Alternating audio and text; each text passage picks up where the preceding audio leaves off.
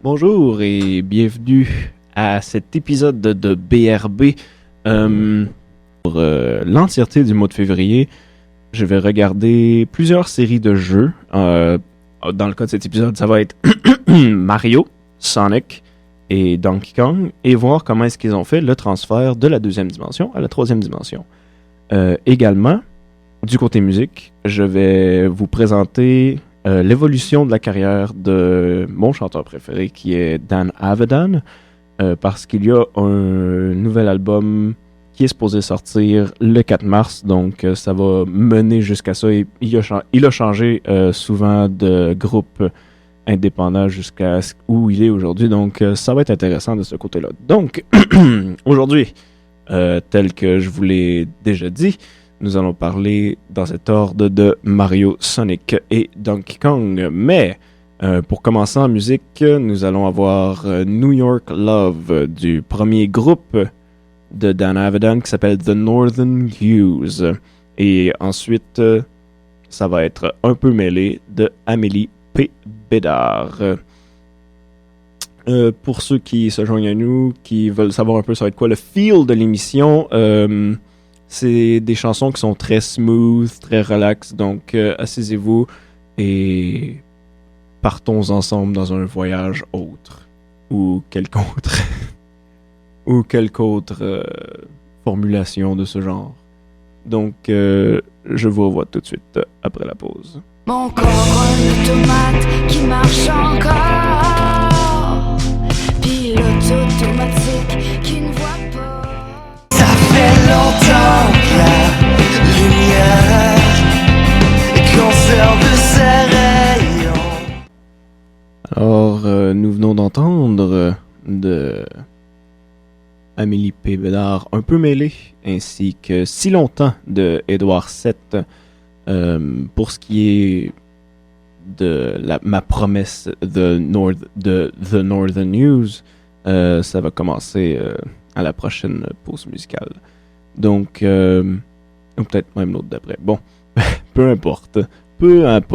Donc, aujourd'hui, nous parlons de jeux vidéo comme à notre habitude, mais plus spécifiquement du changement de la deuxième dimension vers la troisième dimension. Et c'est quelque chose qui est plus compliqué qu'il ne pourrait le paraître. Et ça peut quand même paraître très compliqué déjà à l'avance, mais le fait d'ajouter une troisième dimension ajoute énormément de choses. Et donc, c'est pour ça que je vais prendre l'entièreté du mois de février pour vraiment explorer chaque partie, chaque parcelle, chaque angle qui ont été changés avec l'évolution de différentes séries. Aujourd'hui, avec les platformers, les jeux de plateforme, devrais-je dire, entre autres Mario, Sonic et Donkey Kong, c'est tout d'abord le changement de passer de gauche à droite par en avant. Donc, premièrement, pour Super Mario, on sait évidemment que les premiers jeux de plateforme sont sortis pour la Nintendo Entertainment System. Le premier Super Mario Bros. Qui était un des jeux de départ pour la console. Ensuite, il y a eu Super Mario Bros.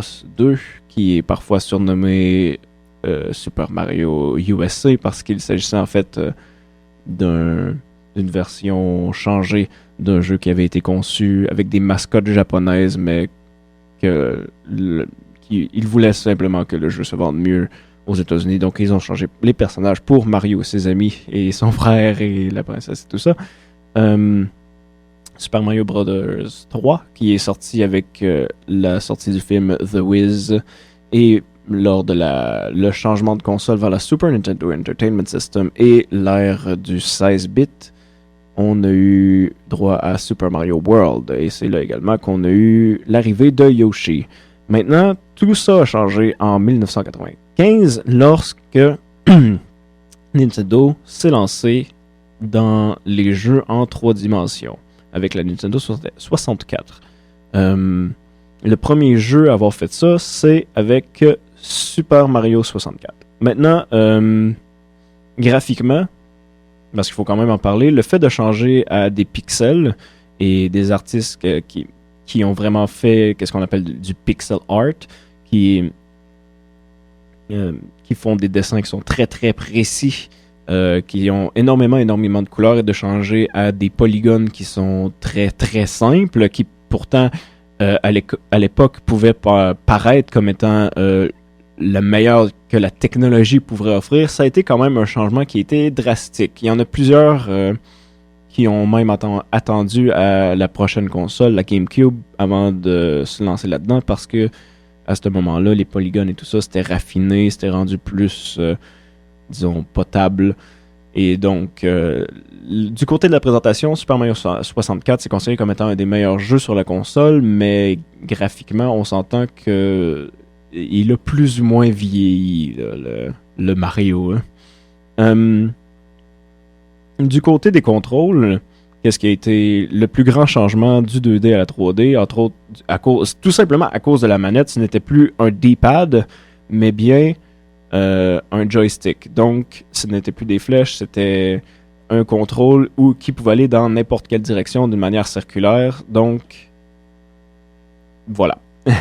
Du côté de la manette, maintenant qu'avec le côté de la manette fait, je l'avais déjà mentionné un peu avant, mais on passe de devoir aller de gauche à droite et haut voulant dire sauter ou par en haut à haut veut dire par en avant. Ce qui peut sembler quand même simple, mais à l'époque, c'est quand même quelque chose qui était quand même assez incroyable, puisque c'était l'arrivée de ce nouveau style de jeu-là. Mais étonnamment, il y a plusieurs trucs qui ont déjà été apparents pour l'équipe de Nintendo depuis le tout début. Et c'était des détails qui pourraient paraître tellement sans aucune importance, mais ça reste quand même que chaque détail améliore l'expérience des jeux. Donc, pour Mario, je pense entre autres, lorsque Mario court, il se penche légèrement par en avant. C'est ça que je vous dis, ça paraît être un détail qui est absolument anodin, mais n'empêche quand même qu'ils y ont passé dès le premier essai à faire un jeu de Mario tridimensionnel. C'est OK, Mario va courir par en avant, il ne peut pas juste rester debout et ses jambes marcher, il faut qu'il se penche parce qu'il court. Donc, c'est quand même assez intéressant de voir à quel point, même à cette époque-là, Nintendo était il y avait ce qu'on appelait le Nintendo Polish. Et le Nintendo Polish, c'est évidemment le fait que Nintendo prend toujours leur jeu et s'assure qu'il y ait le plus de détails dans ce jeu-là possible. Maintenant, avec la série Mario, il y avait eu bien évidemment Mario Sunshine sur le GameCube, qui reprend un peu le même principe que Mario 64. Mis à part, bien sûr, le fait que de contrôler la caméra n'est plus maintenant avec des flèches directionnelles jaunes, mais avec un joystick en soi. Donc, c'est un contrôle qui est plus progressif, ce qui est quand même assez intéressant. Mais évidemment, il y a Flood et toutes les fonctionnalités de l'eau où Mario peut léviter dans les airs en utilisant un jetpack d'eau et tout ça. Donc, c'était des mécaniques qui étaient vraiment spécifiques au jeu, je pense que si. Il y a également eu Mario Galaxy, qui a essayé d'ajouter le plus possible les fonctionnalités des contrôles de mouvement de la Wii dans le gameplay. Je pense entre autres au fait qu'une deuxième personne peut atteindre des objets qui sont au loin pour améliorer le score du joueur numéro 1, et le fait que, un peu comme Zelda, le fait d'utiliser la Wiimote et de la shaker. J'essayais de trouver un autre mot, mais bon. La shaker. Tout ça faisait une attaque qui, normalement, serait probablement attribuée à un bouton en soi. Donc, Mario a quand même tendance à s'adapter à la console du temps. Maintenant, plus récemment, il y a évidemment eu toute la série New Super Mario Bros., mais ça, c'est un peu plus classique, mais qu'est-ce qui est intéressant, c'est qu'il a passé d'avoir des platformers en 2 dimensions et en 3 dimensions, et a eu des platformers qui ont été en 2.5 dimensions. Et c'est pas trop vrai, c'est plus ou moins vrai, parce que les platformers en 2.3 dimensions, je pense c'est pas tout à fait ça, mais quand même, avec Super Mario 3D World sur la Wii U, où cette fois-ci, c'est un peu un mélange entre les deux, où c'est quand même de gauche à droite, mais le joueur peut quand même aller d'en haut en bas pour explorer la plateforme sur laquelle il est situé, mais en profondeur. Donc, c'est ça qui est vraiment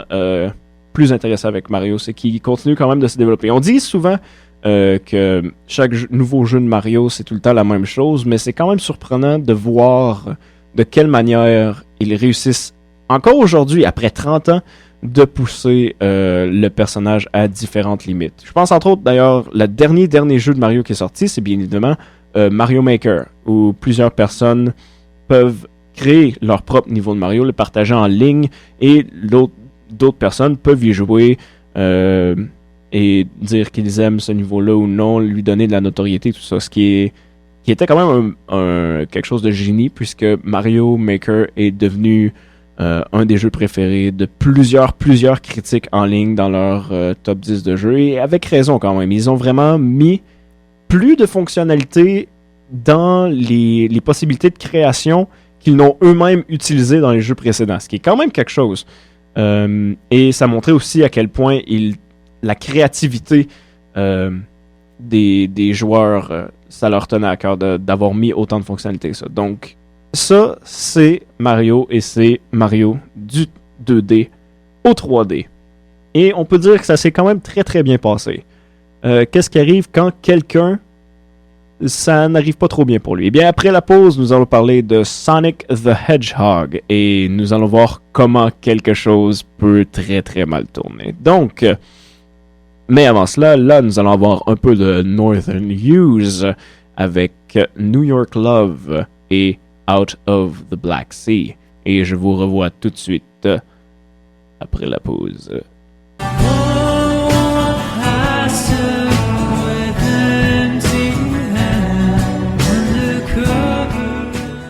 Hold your spirits high and roll over your great divide.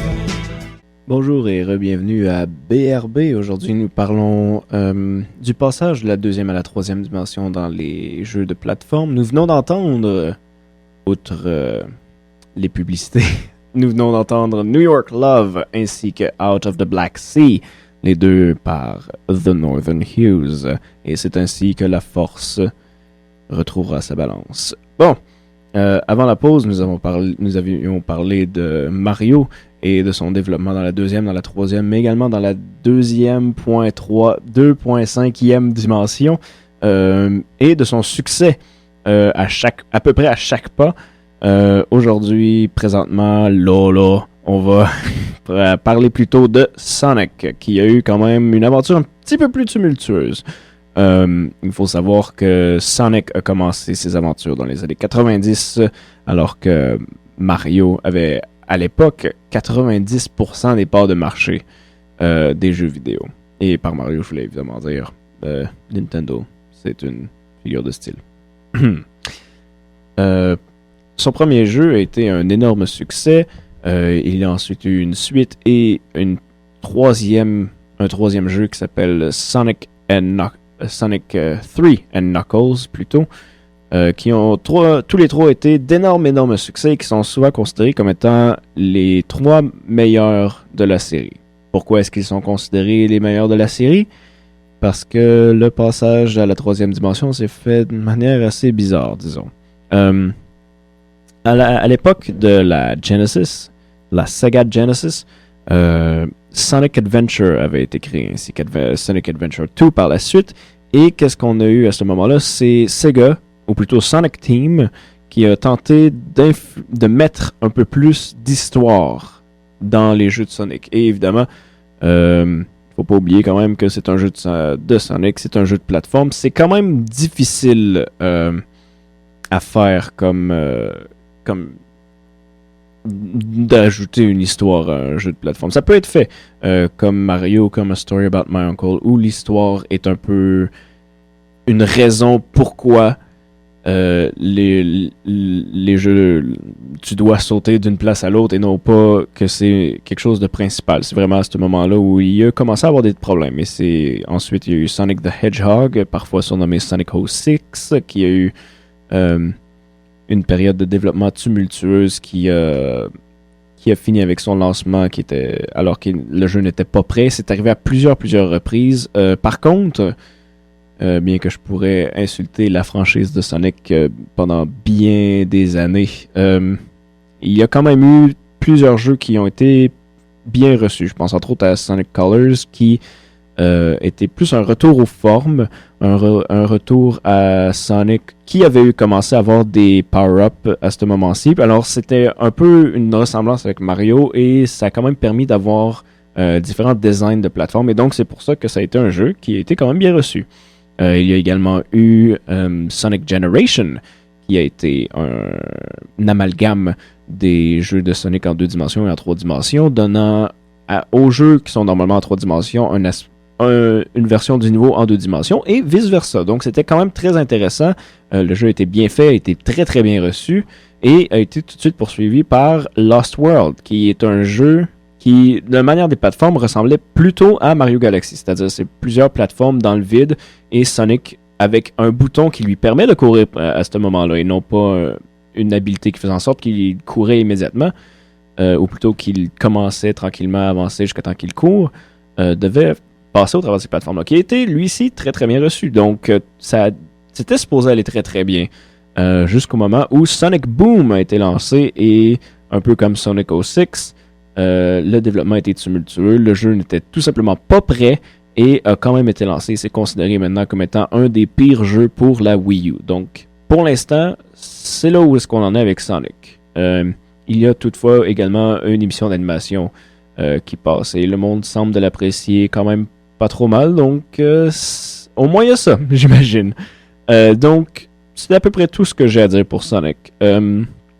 Nous allons retourner en pause très immédiatement et à notre retour, on va parler de Donkey Kong, mais les chansons que nous allons écouter, un peu plus de Northern Hues avec Shine, suivi tout de suite après par Noem et Marée Noire qui l'a joué live en studio et j'étais un des heureux chanceux qui était là pour entendre sa prestation et c'était excellent. Donc, au retour, Donkey Kong mais pour l'instant, The Northern Hues et Noem sur les ondes de CFAC 88.3, le premier de la bande.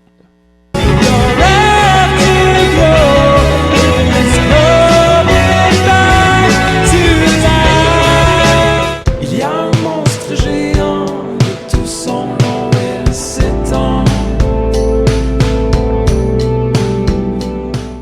Nous venons donc d'entendre de The Northern Hues, cette fois-ci c'était Shine, et Noem avec Marée Noire qui, encore une fois, il a joué cette chanson-ci en studio et c'était quand même incroyable. La performance est d'ailleurs, la version vidéo de la performance est d'ailleurs disponible sur le site web de CFAC, cfac883.usherbrooke.ca. C'est à voir, il est absolument incroyable.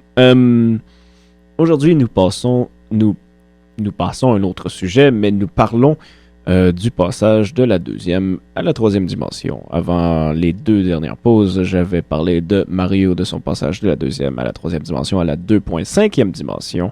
J'ai parlé du balbutiement de Sonic avec les mêmes choses et nous allons maintenant parler de Donkey Kong. Donkey Kong qui a quand même un passé intéressant parce que Sonic et Mario ont tous les deux été créés pour sauter sur et par-dessus des obstacles. Par contre, Donkey Kong a commencé par être le méchant du jeu d'arcade du même nom. Cependant, lorsqu'il a été changé pour Bowser ou King Koopa, Donkey Kong n'avait plus de job. Donc, Nintendo a donné la licence du jeu à Rareware. Et Rareware ont fait la série de Donkey Kong Country. Et à partir de là, l'histoire fut créée. Non, mais c'est pas pour rien quand même que la trilogie de Donkey Kong Country est considéré comme étant un si grand classique pour la Super Nintendo Entertainment System. L'utilisation de modèles 3D qui ont ensuite été insérés dans le jeu et ont ensuite été utilisés dans une perspective de 2 dimensions était quand même révolutionnaire à l'époque, et de sorte que même aujourd'hui, les jeux ont une présence, une esthétique qui est encore plaisante. Et ce, même si ce n'est pas du pixel art au même niveau que Mario. Donc c'est quand même très intéressant de voir à quel point les jeux sont encore très très beaux aujourd'hui. Et bien évidemment, le jeu de plateforme, c'est comme tous les jeux. C'est de gauche à droite, tu sautes par-dessus les ennemis, sautes sur l'ennemi, tout ça. Il y avait également, on se rappelle, des niveaux dans les mines où il fallait sauter par-dessus par-dessus des obstacles en utilisant un kart et tout ça. Et différents scénarios dans ce genre-là. Qu'est-ce qui me vient par contre à l'esprit, c'est le fait que la série Donkey Kong Country était considérée comme étant Mario, si Mario était plus dur. Donkey Kong Country a toujours été les platformers pour les experts. Et ça va revenir dans quelques instants. Donc, ça, c'était pendant l'entièreté des années 90. Plutôt, première partie des années 90. Après avoir fait Banjo-Kazooie, WarioWare s'est ensuite mis à faire un Donkey Kong qui allait passer à la 3e dimension. Le jeu utilisait à peu près les mêmes contrôles que le jeu de Banjo-Kazooie. Et je dois honnêtement dire, WarioWare, du côté du platformer en 3 dimensions, savait comment faire, savait ce qu'il faisait, ça paraissait. Ne serait-ce que par le positionnement des contrôles. Évidemment, on parle pas du joystick qui permet d'aller en avant, en arrière, de gauche à droite et tout ça. Le Z qui faisait en sorte que le personnage s'accroupissait. Ça, tout le monde le faisait. Il y avait également le contrôle de la caméra avec les boutons C qui étaient à l'époque encore des boutons. Ça, c'était exactement la même chose. Qu'est-ce qui changeait, par contre? C'est qu'il y avait un bouton qui permettait de remettre la caméra en arrière du personnage. Et ça, c'était un point important que c'était pas tous les jeux de plateforme qui avaient pensé à ça. Et lorsqu'il s'agit de jeux de 3 dimensions, surtout à cette époque-là, la caméra fait un peu ce qu'elle veut. Donc, c'est important quand même d'avoir un bouton qui permet de recentrer la caméra pour ensuite pouvoir la contrôler comme du monde. Donc, WarioWare, déjà avec ça, savait pas mal ce qu'il faisait. Ensuite, les personnages du jeu ont plusieurs habiletés. Et les habiletés qui reviennent marchent toujours de la même manière. Et c'est cette même fonction-là qui avait été réutilisée de Banjo-Kazooie, c'est-à-dire accroupissement avec Z et ensuite l'utilisation d'une des flèches C qui normalement contrôle la caméra. Et c'est quand même brillant parce que ça fait en sorte que les contrôles ne sont pas éparpillés un peu partout et ça permet de suivre la même logique. Donc, si sortir un arme, c'est accroupissement et gauche, si je veux utiliser des grenades, de bord, ça va être aussi Z et ensuite, dans ce cas-ci, c'était la flèche de droite, l'utilisation d'instruments avec la flèche par en haut. Et la flèche par en bas, je pense qu'il n'y avait rien. Mais bon. Donc, ça, c'était quand même génial parce que ça permettait un plan un peu plus cartésien des contrôles tout en ayant plus de fonctionnalité que si tout simplement d'assigner un objet ou une fonction à un bouton. Donc ça, c'était honnêtement très, très génial de leur part. Maintenant, Donkey Kong, après avoir... WarioWare s'est fait acheter par Microsoft et donc ne font plus les jeux de Donkey Kong. C'est maintenant Retro Studios qui les font. Ils sont d'ailleurs le studio derrière Metroid Prime que nous allons aborder dans un épisode futur parce que c'est un autre jeu qui a passé du 2D au 3D. Mais pour Donkey Kong, ils sont revenus aux 2 dimensions. Et les graphiques sont encore absolument ahurissants. Dans ce cas-ci, c'est l'utilisation des couleurs qui est tout simplement brillant. Les couleurs ressortent. C'est très très bien utilisé. Et c'est encore une fois les platformers 2D pour les experts. C'est vraiment ces jeux-là qui offrent des jeux de plateforme qui sont plus difficiles, qui sont vraiment pour des joueurs qui ont plus d'expérience là-dedans. Donc c'est intéressant de voir qu'ils ont repris cette utilisation-là pour Donkey Kong. Et les contrôles sont parfaits. C'est un jeu qui est absolument excellent. Donc, ceci dit, notre émission s'achève. Mais avant de faire ma conclusion et de vous laisser aller avec l'île du métal, nous allons retourner en musique une avant-dernière fois. Cette fois-ci avec On a créé un monstre, et de l'album de la dérive, ça va être Quand je m'endors debout. Et donc, lorsqu'on reviendra, on va faire un petit bilan et un petit sur ce qu'il y a à venir. Et je vais vous voir tout de suite après la pause sur les ondes de CFAC 88.3, le premier de la bande.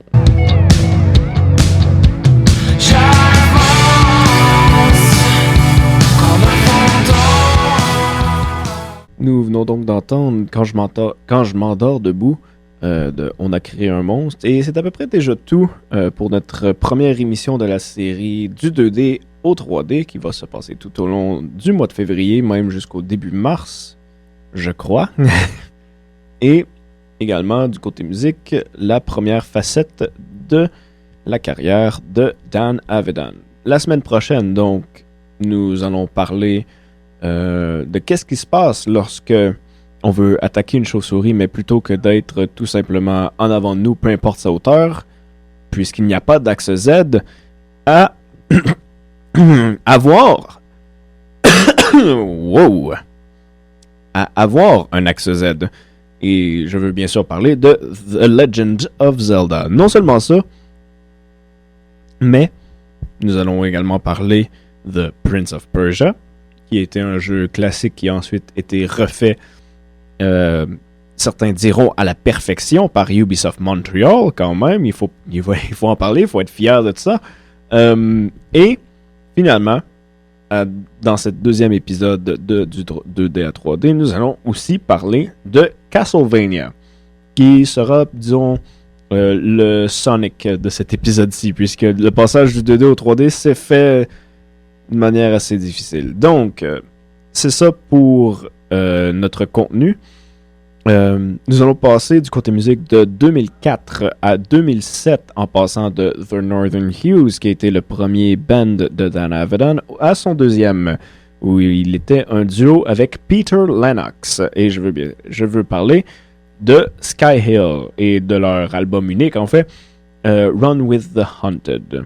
Ils ont également sorti une autre chanson récemment, mais je vais vous garder ça pour plus tard, pour un épisode futur. Donc, Sky Hill et Legend of Zelda, Castlevania et Prince of Persia pour la semaine prochaine.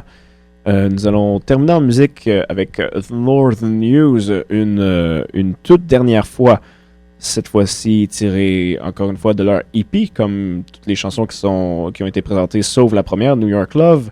Cette fois-ci, Arrows. Donc, c'est à peu près tout pour moi, c'est à peu près tout pour BRB.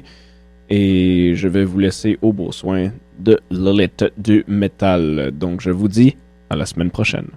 Now you see it's all